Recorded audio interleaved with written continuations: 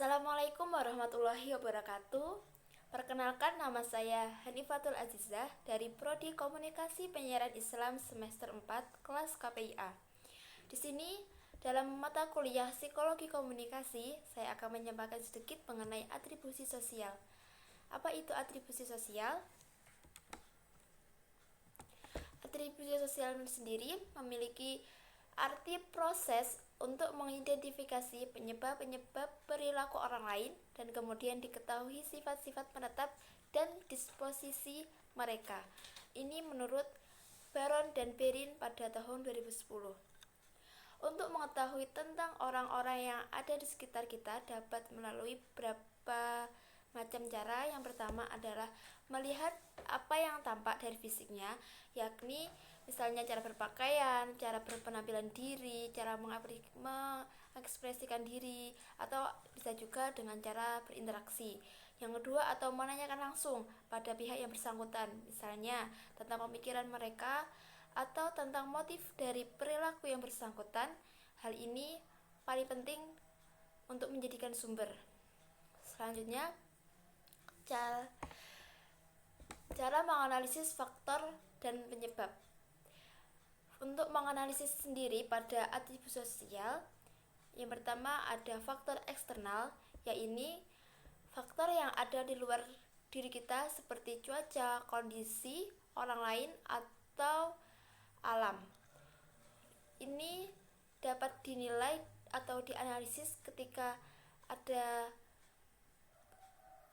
faktor ini dapat mempengaruhi tindakan atribusi sosial atau tidak. Yang kedua, faktor internal, yakni faktor yang melekat pada diri kita sendiri seperti pengetahuan, emosi, keterampilan, kepribadian, motivasi, kemampuan motorik, ataupun usaha. Atribusi sosial tidak hanya mengerti dan memahami perilaku orang lain, akan tetapi juga pada diri kita sendiri untuk memahaminya. Karena apa yang diperbuat orang lain pun kita juga mengalaminya pastinya.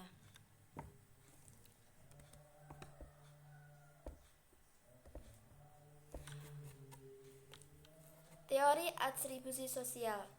Yang pertama, teori ini dikemukakan oleh psikologi naif dari Heider.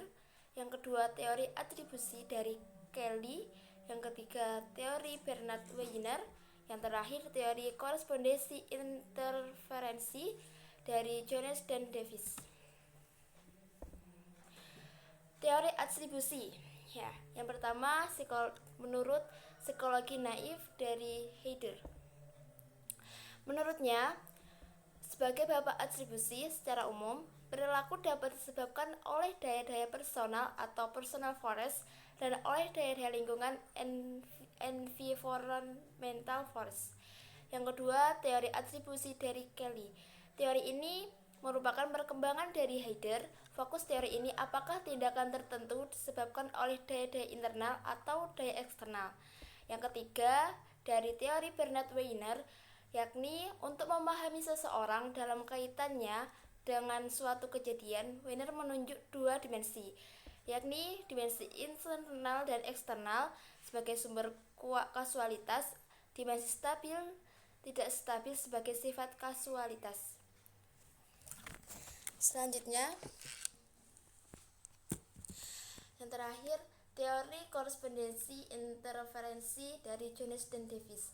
Teori ini dimaksudkan untuk mengetahui apakah suatu perilaku disebabkan oleh disposisi karakteristik yang bersifat relatif stabil pada individu atau tidak. Hal ini pertama harus diketahui dari permulannya akibat.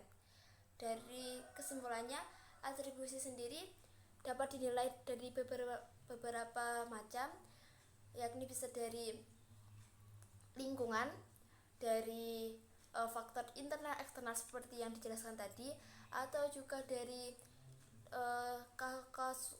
kausalitas, atau yang terakhir dari karakteristik yang ada pada setiap individu.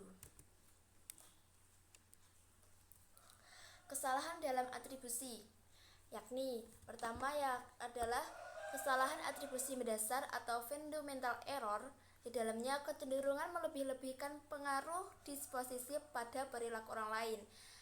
Yang kedua, efek perilaku pengamat. Kecenderungan pengamat untuk selalu memberi atribut internal pada orang lain sebagai perilaku cenderung memberikan atribut eksternal. Yang ketiga ialah pengutamaan diri sendiri. Setiap orang cenderung untuk membenarkan dirinya sendiri dan menyalahkan orang lain. Di sini dapat diartikan seperti orang tersebut merasa paling benar atas apa yang menurutnya benar. Padahal belum tentu kan ya. Yang keempat, menyalahkan diri sendiri, self blame. Menyalahkan diri sendiri, self blame adalah kecenderungan seseorang untuk secara berlebihan menyalahkan diri sendiri, terutama bila mengalami kegagalan. Yang kelima, efek relevansi dalam keuntungan pribadi, hedonic relevancy. Kecenderungan seorang untuk menilai lebih positif perilaku orang lain yang menguntungkan dirinya pribadi dan menilai lebih negatif perilakunya yang merugikan dirinya sendiri. Yang terakhir adalah